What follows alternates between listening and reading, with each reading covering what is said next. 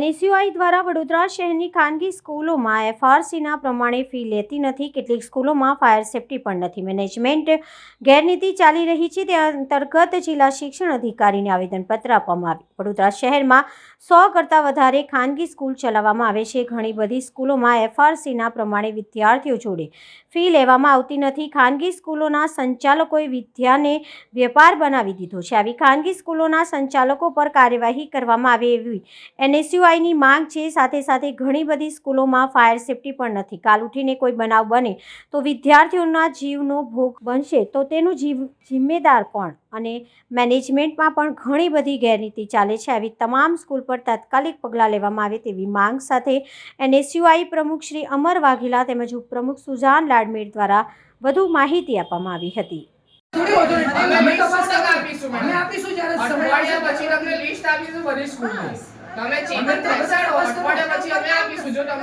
અધિકારીઓ બેઠા છે શાંતિથી કે જેને જે કરવું એ કરો. અમારે થોડી લિસ્ટ મેડમ આપવાની. અને બીજું કે 2024-25 ના વર્ષમાં નવી કમિટી ગઈકાલે જ આવી છે.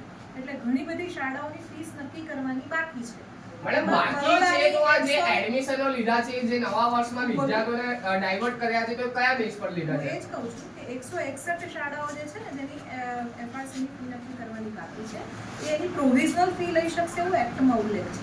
એટલે ક્વાર્ટરલી એમણે ફી ભરવી જોશે.